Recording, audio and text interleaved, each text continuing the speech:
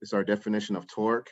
It's an external force with a cross product with the radius, force times radius. Technically, it's radius cross force, but that's, you know, a little mathematical technicality there. But yeah, just for our purposes, force times radius or radius times force, it's okay for the moment. And that external force has to be perpendicular to the radius. So if we were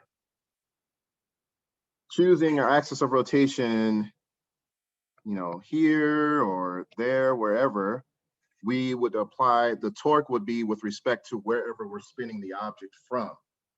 So let me just undo that. And get a new color. So let's say we, you know, this is a, you know, generally axis of rotation from the center of mass or the center of the object, make life simple. That's the, you know, simplest case. But we could have an axis of rotation here, or, you know,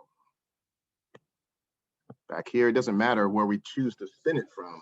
It can be any, it can be off axis, you know, doesn't really matter. So we just have to make sure that we know what the distance is from that rotation axis to wherever the force is going to be applied, and then we can calculate the torque by force times radius. And that force, again, has to be perpendicular to the radius. So we have a question.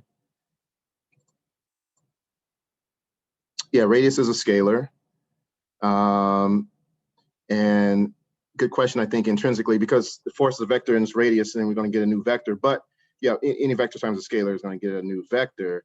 But this particular vector is going to be pointing from the center of rotation due to the mathematical nature of this multiplication. In other words, the force and the radius is like it's a cross product. So we can have, there's two types of multiplication I was talking about last time. We can have a dot product where the vectors in this case are in the same axis, but when the cross product, the vectors, or vector and a scalar in this case, is going to be in two different axes. One is in the x-axis, one is in the y-axis, and when you multiply them together, cross them together, you're going to produce a new vector that we have torque.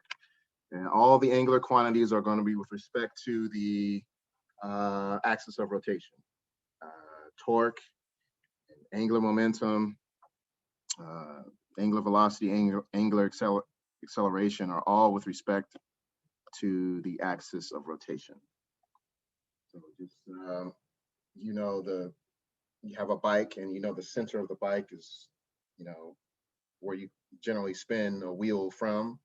That would be the axis of rotation. And so you can calculate a torque with respect to that center.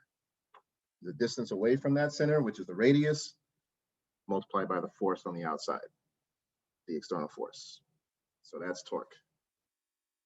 Like I was saying, your torque, your angular acceleration, your angular velocity, your angular momentum, those are all going to be with respect to the center. So we were talking about that last time. So also the rotational quantities here, theta for the angle, omega for angular velocity, alpha for angular acceleration, and torque, angular force, if you will.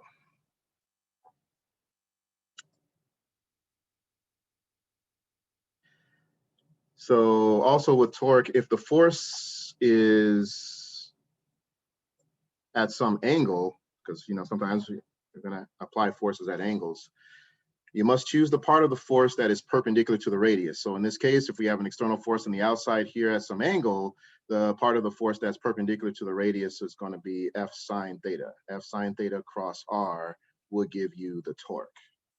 You know, just multiply. You don't have to worry about the vector nature, the mathematical details of that cross product.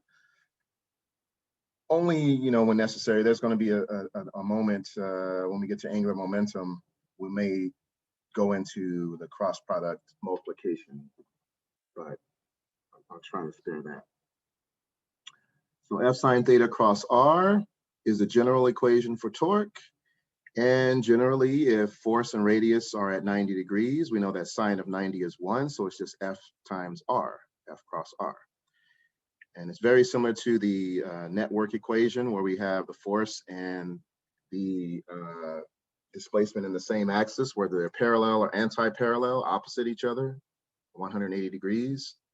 But in this case, they're always in different axes. And the details of that multiplication becomes very important when you go to like vector calculus, where you have to really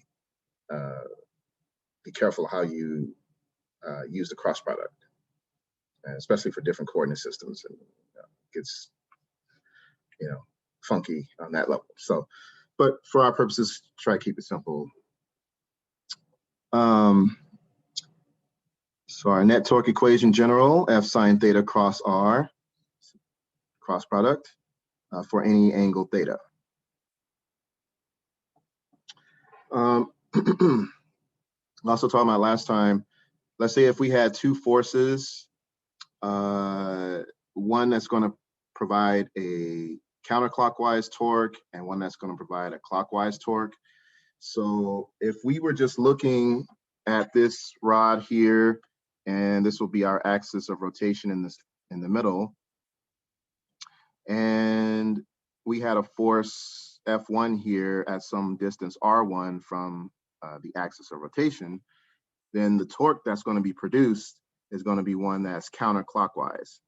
And how would you know that? So we would ignore anything else in the problem. And so we're just going to be looking at the direction of rotation by this applied force F1. So if we were to carry this F1 all the way through, it would rotate the rod in a counterclockwise fashion, whereas F2 would rotate it in a clockwise fashion. So, and this would be clockwise, and this would be counterclockwise, if we were just looking at them individually. With the center, in this case, center of mass, or wherever, you can choose the axis of rotation to be anywhere. It doesn't have to be the center of mass. And that's going to come important when we get into moment of inertia, as particularly in defining what moment of inertia is, which is just a distribution of mass from your axis of rotation. And since you can choose any place to be your axis of rotation, the moment of inertia is going to shift based on where you're spinning the object from. So, because in that situation, the mass gets it doesn't necessarily get distributed differently. The perspective is different. The shift, you know, we're looking at the distribution of mass from a different point of view when we spin the object from another axis. So for the most part, we're going to keep things as simple as possible and keep, you know, axis of rotation at the center. You know, got a sphere, we go right into the middle, or wheel right in the middle, and define our torque from there. Any questions so far on this basic concept of torque? We have to choose an axis of rotation, figure out where the force is applied from that axis of rotation. There's a distance associated with that. Multiply them together, you got a new torque. Based on where the force is pointing, the torque can be counterclockwise or clockwise. Counterclockwise is positive torque, clockwise is negative torque. Very important today as we get into statics, basically the physics of building bridges and things that just don't move. You don't want them to move, right? Static equilibrium or balanced torques. So make sure that we have the basics down. Just with the like net force, or net torque is the sum of all torques possible in the system. So net torque here would be tau 1 plus tau 2. And then when we write it in equation form, we have F1R1 plus F2R2. This is just a basic summation. This is it's not the magnitude and direction. What I'm saying here is just what is the net torque made of? It's made of F1R1 plus F2R2. We haven't made a mention of the signs in this situation. So again, just to keep in mind, counterclockwise rotations are the positive directions, clockwise rotations are negative directions. And then when we take a look at the magnitude and directions, we see that the torque produced from F1 is going to be counterclockwise, so that's going to be positive, and F2 is going to be clockwise, so that is negative. And let's say R1 and R2 equal, F1 and F2 are equal, the net torque is 0.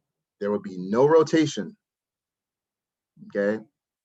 You'd be sitting on a seesaw or whatever, or a bridge, and it would just be static.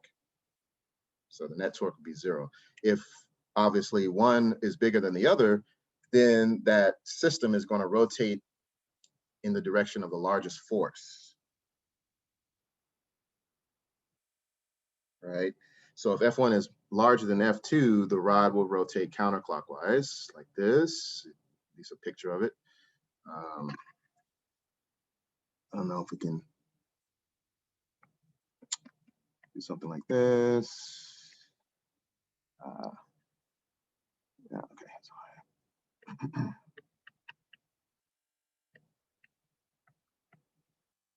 We would have, let's see.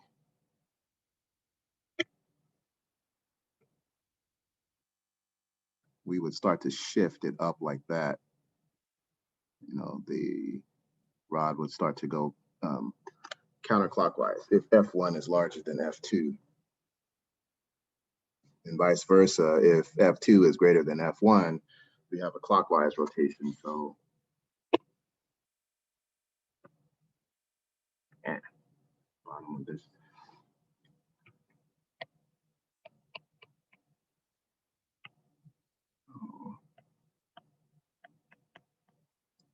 And then our system would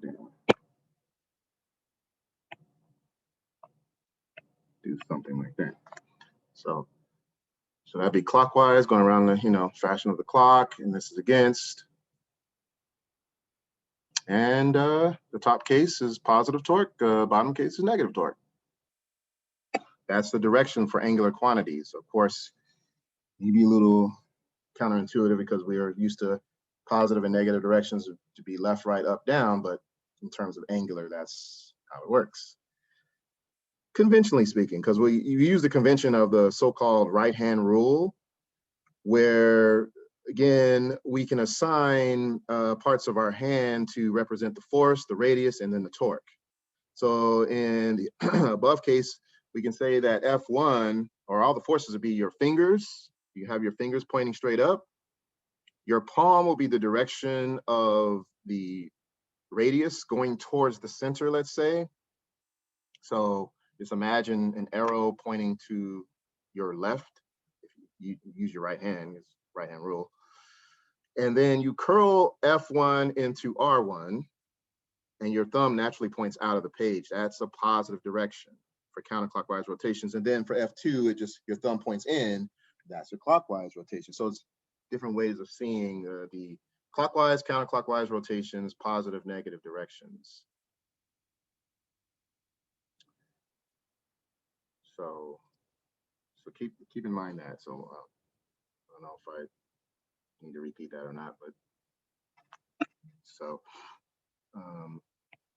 counterclockwise rotations are positive, and in this case, the torque would be pointing out of the page, and we have the arrow symbol like that, because like the arrowhead is coming out at you.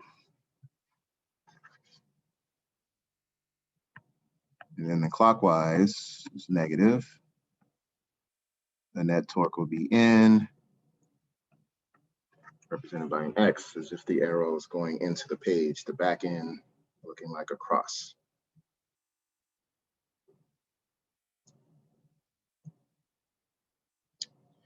Okay, so, oh, don't need to do that one.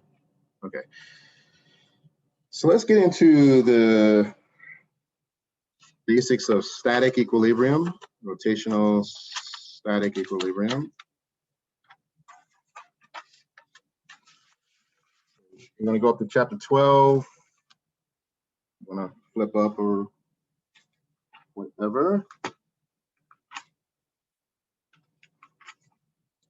Take a look at 12.1 through 12.3. Skip 12.2 because we, it talks about more a center of gravity, but we can refer back to your notes in chapter 9 to look about center of gravity, center of mass. The center of gravity, all that is the same thing as center of mass, because if you have a center of mass and you multiply by gravity, that's where your center of gravity will be also.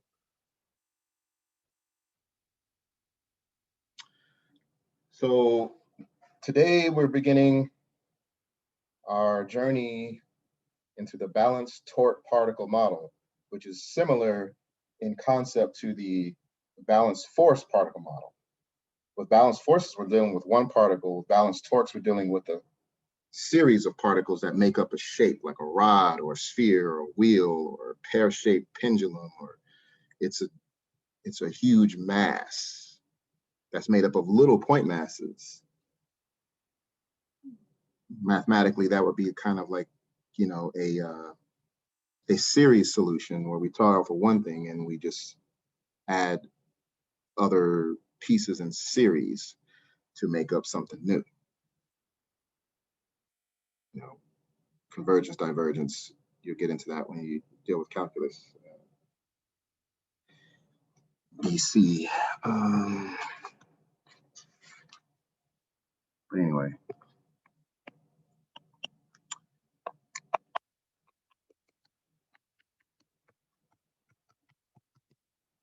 It's kind of another way to say quantize your mass. There's different pieces, but we don't have to, I guess, over imagine it. BTPM, balanced torque particle model.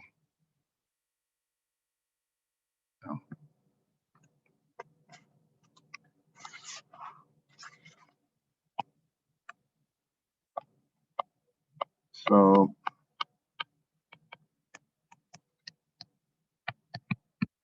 we already know that for a particle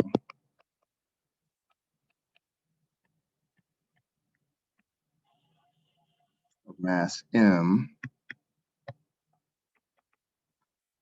be in equilibrium, we know that the sum of the forces are equal to 0. The object is either moving with constant velocity or it's at rest. In the rest case, that's what we're going to be considering in chapter 12, the resting case. We don't want our bridges to be swaying with a constant angular velocity. We don't want to be, there's no acceleration, but we don't want to be twirling around, right? We want to be at rest. So for static rotational equilibrium.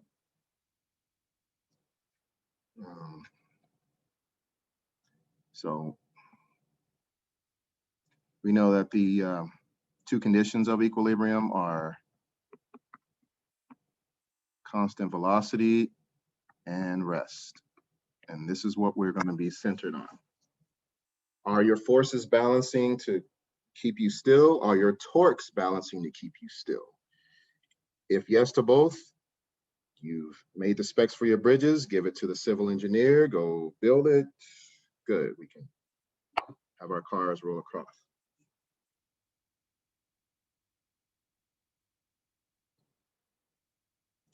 So that's for just the a particle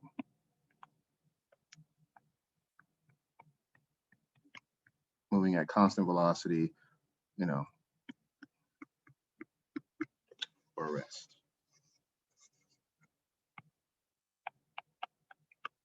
So like I was saying before, for an extended object, choose where you're going to rotate the object.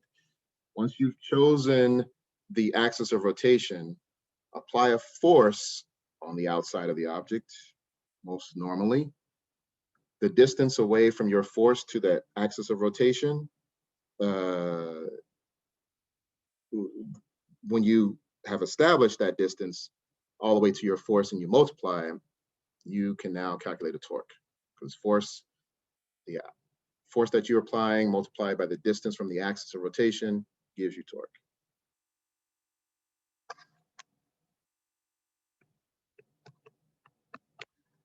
For an extended object, say mass m,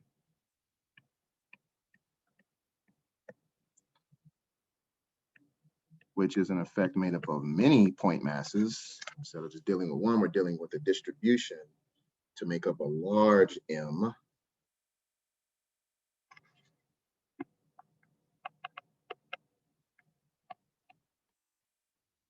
So basically, just, M is made up of that. So we have this arbitrarily shaped object, and it's made up of little points, M1, M2, and so on. And so it's the sum of these to make up the whole big mass for this, whatever object it is. Let's say we want to spin it from here. I apply a outward force here. The distance away is here. So that I have to look at the part of the force. All right, guys, cam's on. Miss Hernandez coming in. So let's say I have this radius here.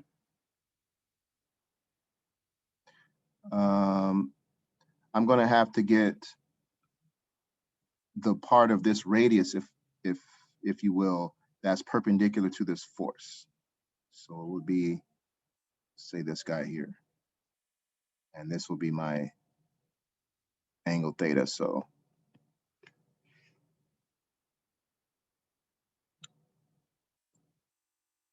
okay, very good, very good. All right. So yeah, so this would be radius r. This would be my external force. And so again, my torque would just be Fr sine theta. See that? See how it works? And that would be the torque. That would be the torque that I would be applying on this extended object.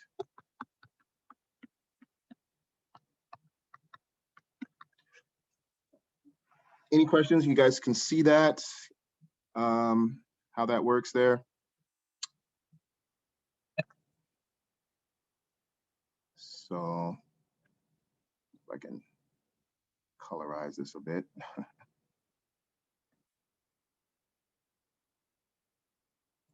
Yeah.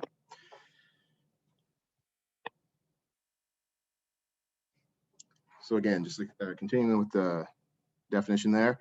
For an extended object of mass m made up of many point masses and rotating about some fixed axis, it doesn't matter where you're rotating it from. It doesn't have to be the center of mass every time. Remember, because our frame of reference, we established that back in chapter 2. The origin is not always the starting point. You can start from 1, you can start from wherever. Same thing works with this extended object. So again, rotating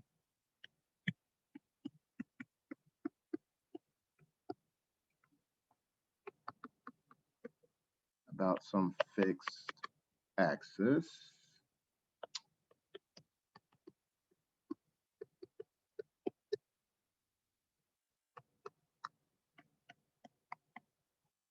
This object can only be in equilibrium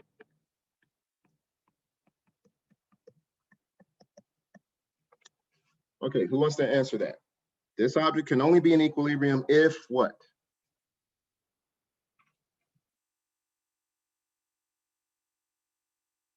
Kind of go back to forces.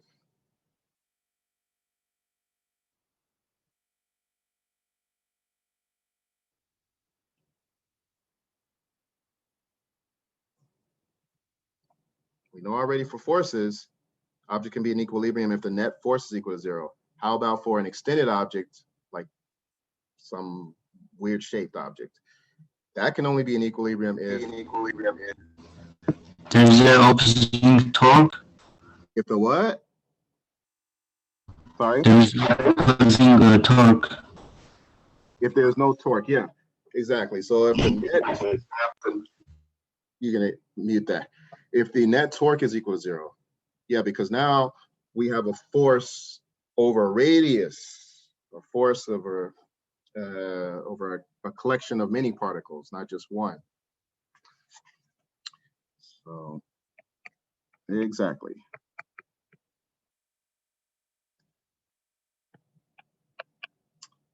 So if the net torque,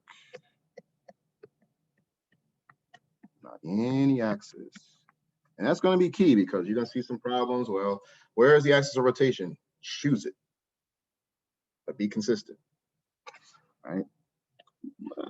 But for the most part, I think the problems are going to be fairly standard. You're going to be able to find the axis of rotation easily, quite easily.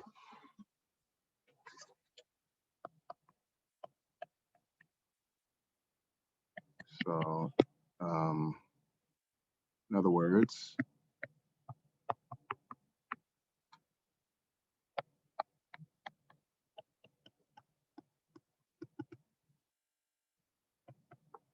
no matter where you spin the object from, it will rotate with constant angular velocity, like constant velocity, or it will be at rest. And we're going to be considering rest in chapter 12. Then we're going to go back to chapter 10, and we're going to set that system in motion. We're going to accelerate it from rest. Now our net torque will not be 0, but it will be something similar to the second law of Newton, F equals ma. Well, that torque will be equal to something called moment of inertia, which is like a mass, times angular acceleration. It's the same kind of logic, but things shift a little bit perspective wise. Why? Because we're not dealing with one particle, we're dealing with a distribution. So that moment of inertia, which we're going to see, is nothing more than just a distribution of mass from one point mass. We're going to spread it out, make shapes. And based on the geometry of these objects, whether it's a sphere or a cylinder or a rod or pear-shaped object or a wheel or whatever, the distribution of matter changes. Therefore, the moments of inertia will change, and therefore they will spin different and all that good stuff. Okay. So again, no matter where you spin the object,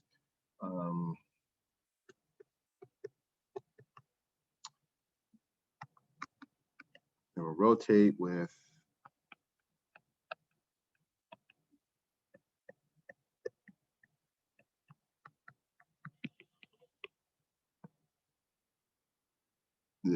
every time or be at rest. So the conditions for a net torque equals 0, constant omega, or rest. Again, so Selena, where is the angular velocity pointing from, if I may?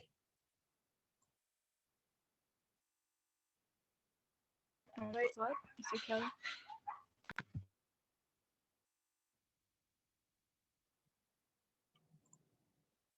I'm sorry? Can you hear me? Yes, yes. What's your question again? Oh, where is the angular velocity pointing?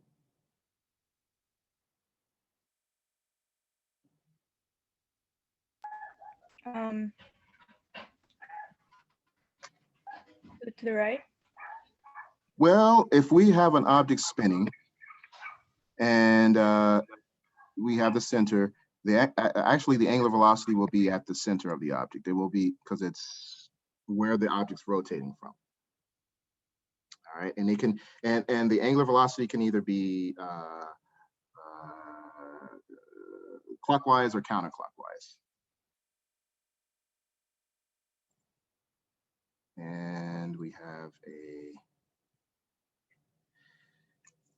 the angular displacement. Yeah, it's very similar because angular displacement is going to be either clockwise or counterclockwise as well. You can either have a unit circle going in the conventional counterclockwise direction or clockwise. Yep.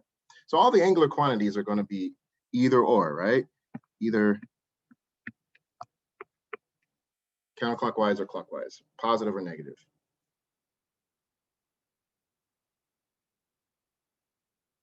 Okay. Because they're angular and they don't have the conventional north, south, east, west.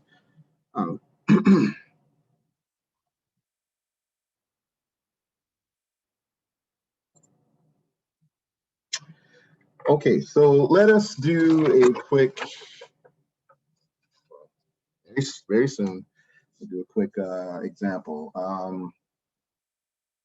I was going to draw some pictures about this object spinning with constant angular velocity, but it's out of context slightly, and it's kind of a waste of time. Any questions thus far on this notion? Net torque equals 0. The object either spins with constant angular velocity. So just imagine you got a bike wheel and you hit it on the outside, and it's just spinning without any outside forces. It's just going along.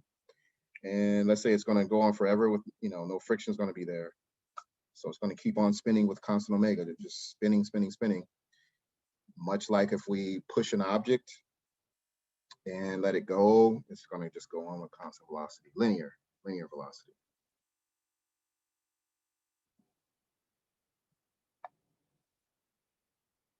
So let me get right to the point here. Now, and please let me know if you need to see something again, go back.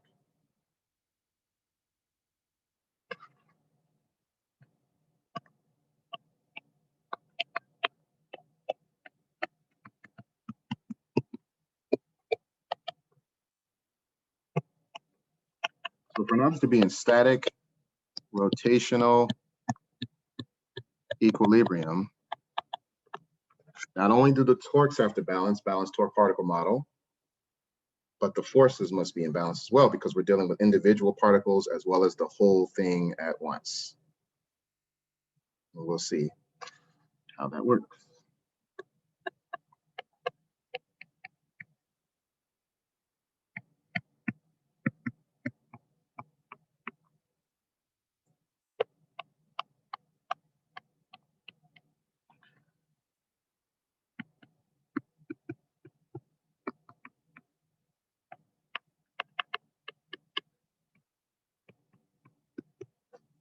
Okay, so that means F net is going to be equal to 0 for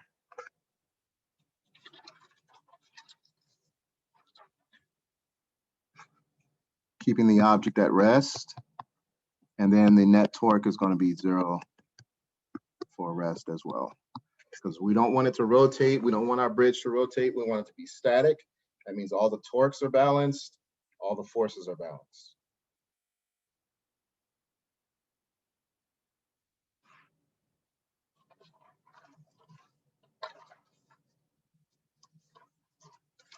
I'm going to go over an example, and then I'm going to have you do an example yourself. You stay here or breakouts. Yeah. So I'm turning your attention. So we're just going to see it real time. Example 12.1 on page 341.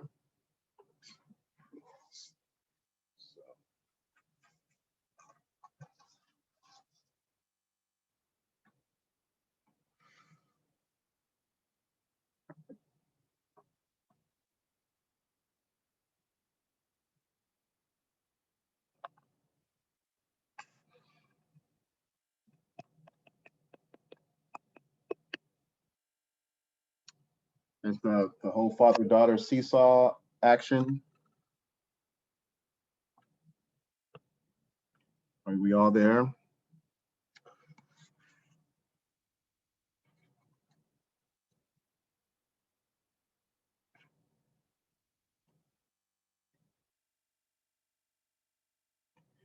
Let's say that we have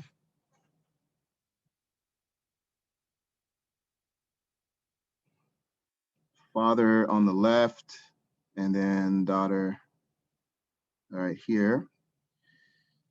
So question is,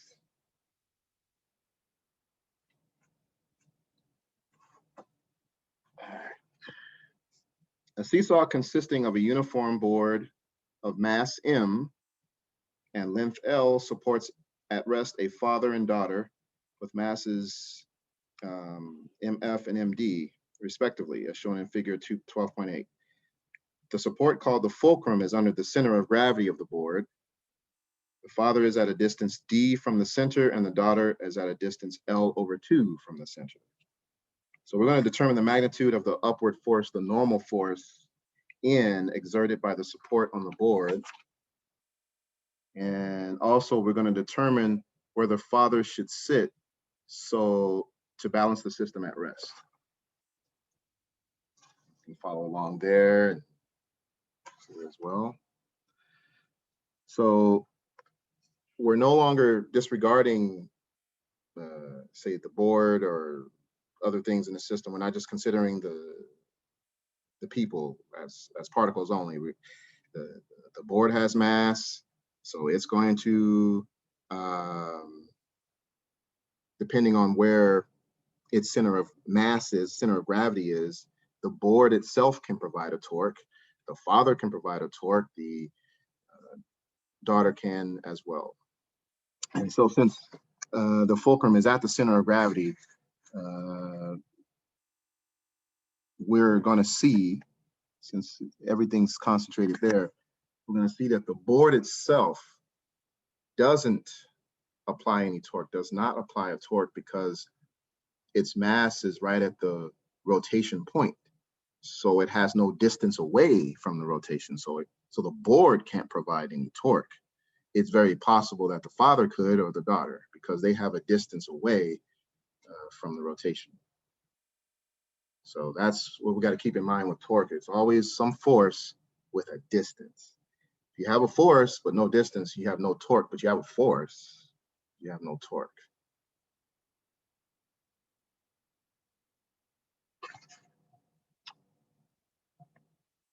Okay, so the weight of the father,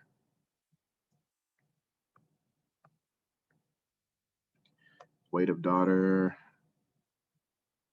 and there's the normal force from the fulcrum there. And then the board is all concentrated there, so that'd be mg. You guys good on the diagram, free body diagram? Because now we're just looking at forces. And then the second question, where must the father be? So not only does it have force, but it has a distance. So that's an implication of torque. Force times distance gives you torque. But in the first case, we want to find the normal force.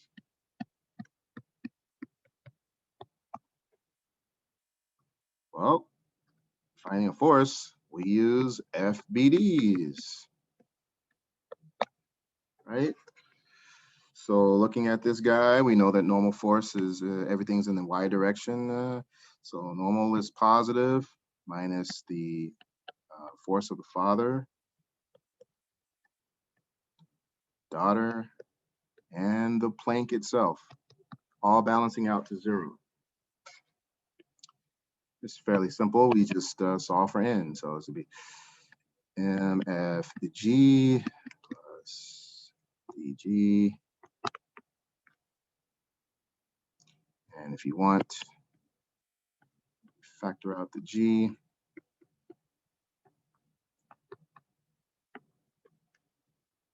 So that would be the abstract form. That would be the normal force. Any questions? So again, why doesn't the normal force provide a torque?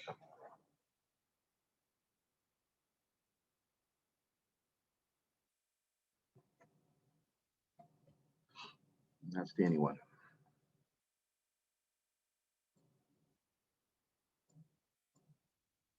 Yeah, no radius. It's at the axis. So remember, it's got to be force times radius. No radius, no torque. Yeah.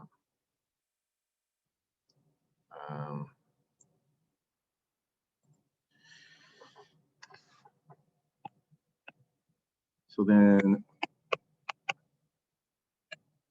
what distance must the father be, da, da, da, da. So my notes here, when you see that what distance and you know there's forces there, you see this distance stuff, this implies torque because you know you have forces. Distance too, okay, torque.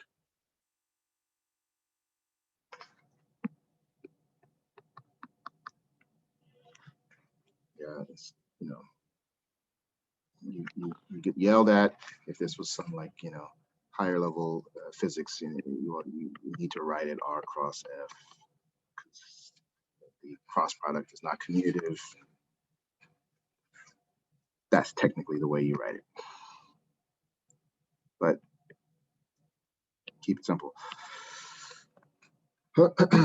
Okay, so now we look at the situation and we look at the father and the daughter and their torques that are being applied. So we don't worry about the board. It doesn't do anything torque-wise. So the father is here.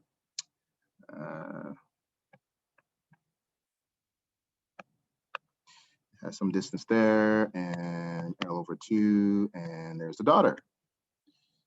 So both of them provide a torque.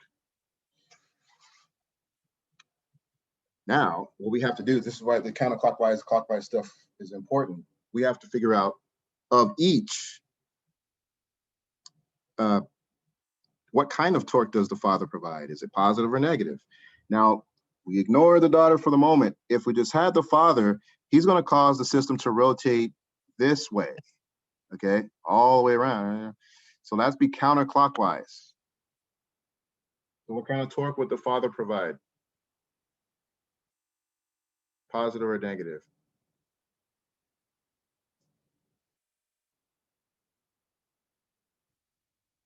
Positive. It would be positive torque. Yeah, because counterclockwise direction is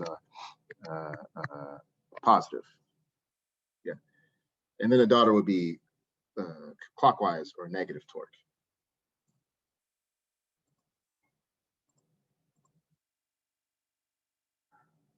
You know, right. Well, if he was getting launched now, there's no torque, then he'd be in the air and he'd have torque applied to him. He wouldn't be doing anything. So we have the force of the father times his distance, positive, minus the girl, torque of the girl, her distance. Oop, she got a counterclockwise or clockwise, so she's negative. System's in balance. So where must the father be? We solve for D. So therefore D is equal to mdg L over 2, and then mfg, like that. So, oops, yeah, okay, yeah. So this would just be mass of daughter, L over 2 mass of father. So you put their masses in if you knew them, the length of the board itself, and divided by 2 mass of father, and you can get the distance that he has to sit in order to keep this at balance. And that's what we want. We want our stuff to be stable, to be static. There's a whole, I think a whole branch of the civil engineering major, I think it's called statics. You deal with this stuff all day long because part of their job is going to be building stuff that stays still. You have to know your forces and torques in your system, complicated systems, different types of bridges, that sort of thing. Any questions so far? I'll give you an example right now. Boom.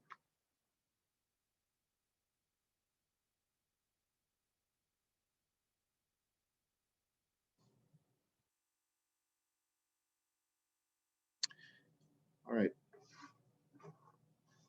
I'd like you now to go to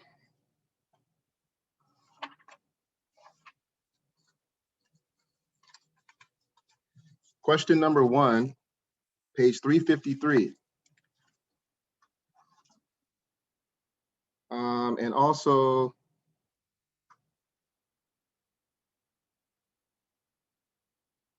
let's look at number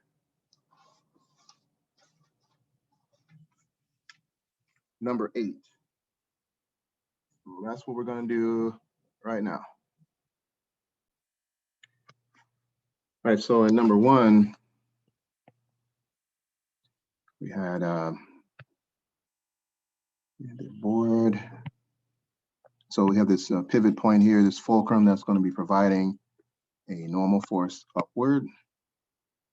And center of gravity or center of mass, here. And then we have another pivot. And then this distance D is the distance that the center of gravity has from this pivot. So, and then this pivot here is providing a normal force, a distance L over 2 plus D from the axis of rotation.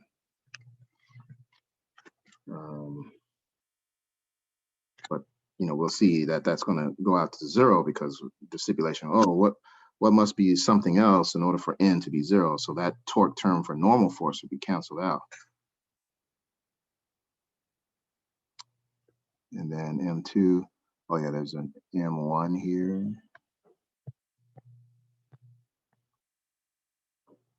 So M2.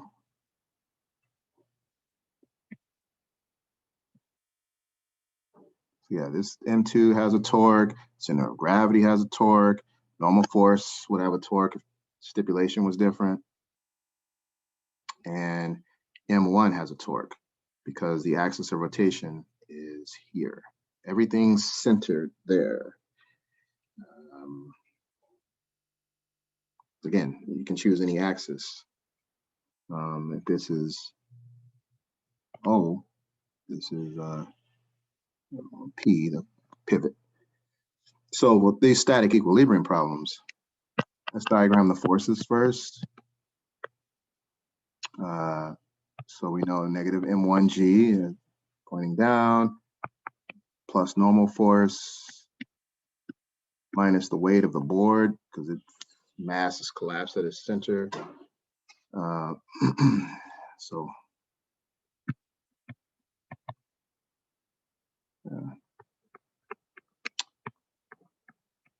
right. And then the weight of mass 2, and in equilibrium, no acceleration, linear acceleration. And the torques, we have M1G. So we're going to look at the first mass over to the left. M1G, L over 2 plus D. Why is that? Because, again, M1 is here. Everything's looking at this pivot point. So M1 G, its weight, force, times its distance, L over 2 plus D. And if we're looking at it isolating this guy, it would be not looking at any other force or any other mass. The M1 would cause the whole system to rotate counterclockwise. It would go down and come back around. Okay, this would be a counterclockwise direction for M1. Therefore, that's why its torque is positive. The normal force would be providing a clockwise torque, so it's going to be negative L over 2 plus D. So we have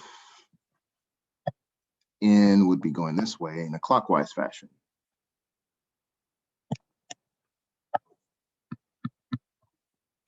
All right, and then the mass of the board, or the board itself, would be also providing a counterclockwise torque. If you're just isolating itself, it would cause the whole board to rotate down and back up in a counterclockwise fashion. For any place that you don't see this rotation stuff, counterclockwise, clockwise, you have to stop me, because it's very important that we understand those directions.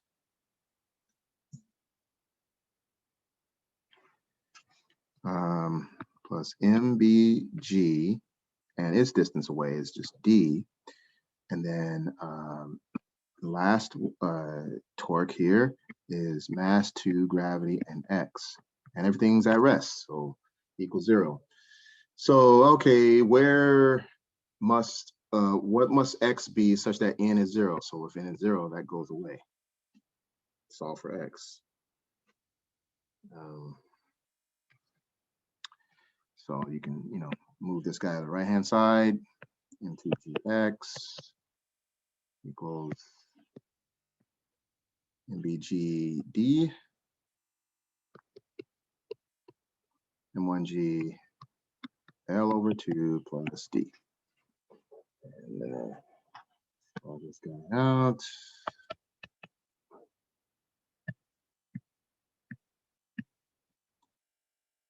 Plus M1G L over 2D over M2G. Any questions? Everybody get that?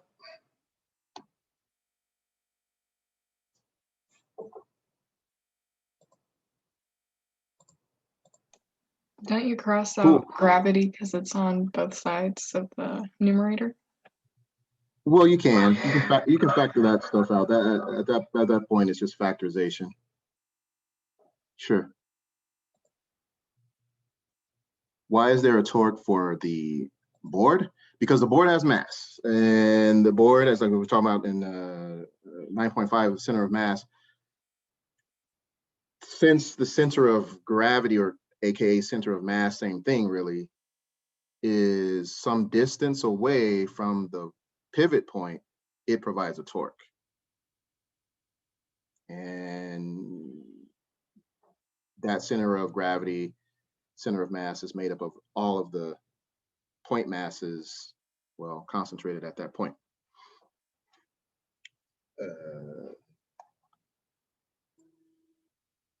Sure.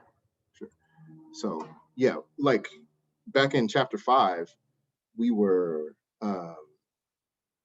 ignoring pulleys, ignoring we were just working with those point masses in the system. But now we're going to be considering the pulley, considering the masses, considering everything, because everything has got mass. Well, for our context here. So that is, yeah, so to your point, Joya, yeah, you can just, yeah, because, blah, blah, blah, blah, blah, yeah. So, and that just becomes in BD M1.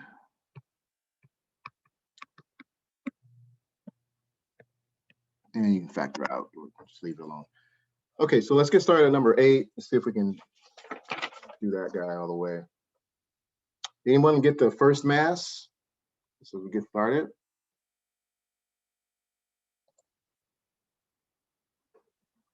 Number 8.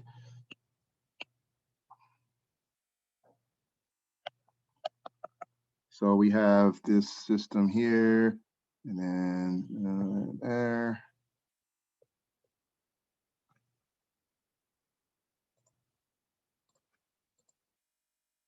Yes, 8.9 or 9 is correct. Yes, you're on the way. So we got this.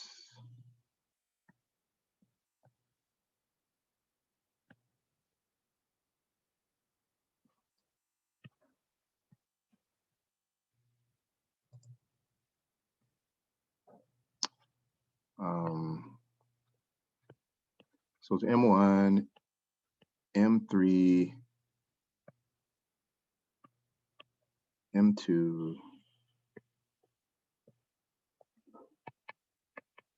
12 grams, 4 centimeters. And then on Wednesday, we can continue if we run out of time. 5 centimeters to, so this is all torques. You know, we got our axis of rotation here, here, there, mass, distance. Is it counterclockwise? Clockwise, clockwise. If you counterclockwise, positive. You know, we determine this. Does it spin clock? Counter? Well, you know, and go from there. So M1. Okay. So let's take a look at the torques. Let's take a look at this, you know, this bottom guy and build all the way back up. The reason why I want to do that is because I can see very likely I can get this M1 right away, and then this whole mass here is going to be hanging from this leg, and I can get that M2. Then that is going to be this big mass, and that's going to, you know, be attached there. So get M3. So we just kind of go backwards. You know, just to itemize the method, just in case you want to do it. I encourage you to do this and just, you know, do as many as you can. 4 centimeters, and then so if we're looking at M1, it's going to provide a clockwise torque. So let's take a look at the torques there. And so this is going to be negative M1G times its distance away from the axis of rotation, which is 0.04. And then 12 grams, convert that to kilograms. It's 0.012 times 9.8, its weight, or mass times gravity times its distance, which is 0.03. And of course, it's balanced to rest, so the torques equal 0. And you can solve for M1 right away. So that's going to be negative 9.8 M1 up top, 9.8 M1 times its distance of 0.04. Let's place this whole term on the right-hand side because it's equal to 0. And that becomes negative 0.12, 9.8, 0.03. It's all for M1. And that's going to be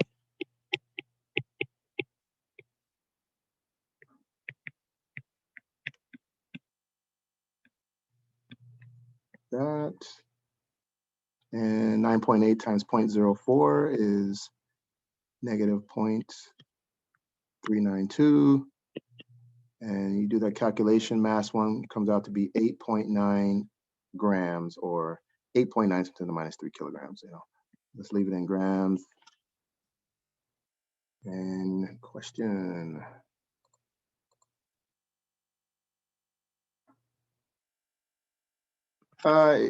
At that point, it's a matter of, it's trivial. It's, you know, that's up to you. I mean, semantics, right? It's all your personality into the whole thing. Yeah, but of course you can cancel that out. You know, at that point it's just I just get glib. But yes, 8.9.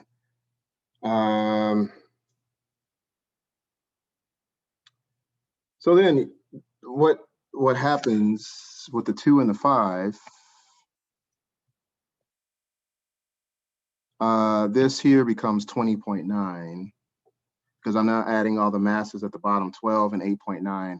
And so the 2 and the 5 on the right leg is a mass of 20.9. And then this is going to be your M2, and you can solve for M2 very easily. 5 centimeters, 2 centimeters, and you can go through the same method, but I'll stop there.